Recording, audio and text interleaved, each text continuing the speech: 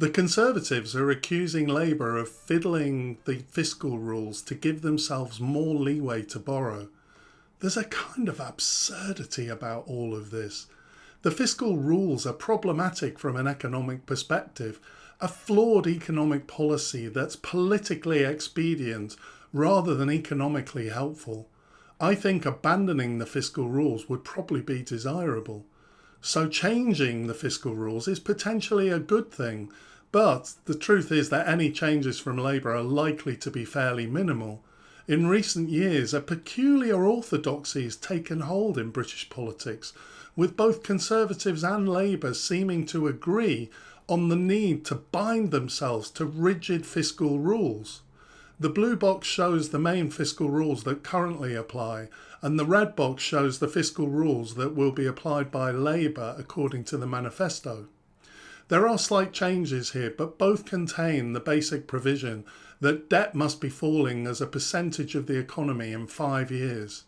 These rules are treated as though they're foundational to sound economic management, and on the surface they might seem reasonable. After all, fiscal prudence is often equated with responsible governance.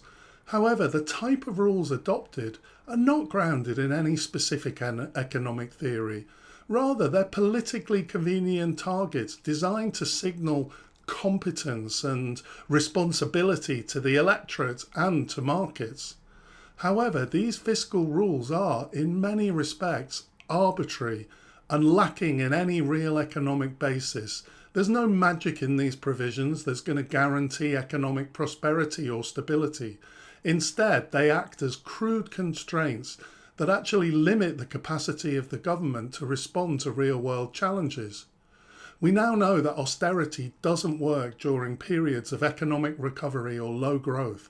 In fact, making cuts in order to meet a fiscal rule can actually have a counterproductive effect. It's more likely to dampen investment and prevent the government from stimulating demand in the economy. One of the more nonsensical elements of the fiscal rules is the 5-year time horizon. This timeline is presented as though it holds some inherent logic, presumably because it aligns with the political cycle and serves as a neat goalpost for a governing party. But there is no economic rationale behind this time frame. The economy isn't a static entity that can be perfectly managed over a predictable 5-year period. External shocks, global crises, unforeseen changes in markets all render such timelines unrealistic, and we've had enough evidence of these in recent years. The global financial crisis of 2008, COVID-19 pandemic, the energy shocks following Russia's invasion of Ukraine, prime examples of why rigid fiscal timelines are ill-conceived. Governments need to be able to respond dynamically to these unpredictable events, not be shackled by artificial deadlines. Forcing policy into a narrow 5-year straitjacket only encourages short-term thinking, depriving the long-term investment in infrastructure, green energy, health, education, poverty eradication, areas that require sustained multi-decade commitments, not quick fixes designed to meet arbitrary fiscal targets. I think there's also another point here about the role of our politicians. At a more fundamental level, fiscal rules raise serious questions about democratic accountability. The premise of representative democracy is that we elect politicians to make decisions on our behalf. We trust them to govern, to allocate resources, and to adapt to changing circumstances in the best interests of the nation. However, by locking governments into fiscal rules, we essentially take away their ability to do just that. Rather than entrusting politicians to exercise judgment and adapt economic policy as needed, we're imposing external preset constraints on their decision-making. The impact of this is that we actually allow politicians to shirk their responsibilities. They can point to the rules as an excuse for inaction. We'd love to keep pensioners warm this winter, but we can't because of the fiscal rules. Eradicate child poverty or food banks? Sorry, no, fiscal rules. This not only infantilizes politics, It also robs voters of the ability to hold their elected officials accountable for the decisions that they make. If a government chooses to invest heavily in public infrastructure, it should be able to do so and be judged on the success or failure of that policy at the ballot box. Tying policy to artificial rules limits that accountability. The underlying issue here is a lack of trust. The fixation on fiscal rules reflects a broader suspicion that politicians can't be trusted to manage the economy responsible without external constraints. The system is created based on an assumption that, left to their own devices, governments are going to spend recklessly, borrow too much, and they're going to bankrupt the nation. It seems that the type of person that goes into politics actually cannot be trusted, but the answer to this is to ensure that the quality of politicians is improved.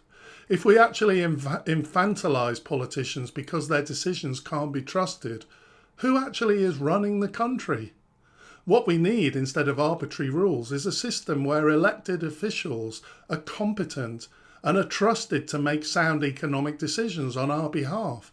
We need to restore the understanding that politicians, with the advice of economists, civil servants, other experts, are best placed to respond to the complexities of a dynamic global economy. This requires a shift in how we think about economic management. Rather than focusing on simplistic metrics like debt to GDP ratios, we should be asking whether the government is delivering the services, infrastructure, and growth that the country needs. Debt that invests in the future should be treated very differently than debt that's being used to pay for current expenditure. Yet they're treated as the same in these simplistic debt indicators. I think that there's also a point here about the laziness and herd mentality of financial markets. The market's preference for fiscal rules can, at least in part, I think, be attributed to a kind of intellectual laziness or risk aversion. Like any other large institution, markets are prone to herd behaviour. Once a particular metric or set of rules becomes widely accepted as a measure of fiscal soundness, it creates a self-reinforcing cycle. Markets begin to rely on those metrics, not because they necessarily reflect economic reality, but because they become the standard by which all others are judged. Overall, fiscal rules may offer a veneer of responsibility, but in reality, they're an abdication of the very responsibility that we expect from our leaders. It's time that we freed our politicians from these artificial constraints and trusted them to run the economy as they were elected to do. I hope you found this information useful. If you did, please consider liking and subscribing. I'd be very grateful for that. Thanks for watching, and I'll see you next time.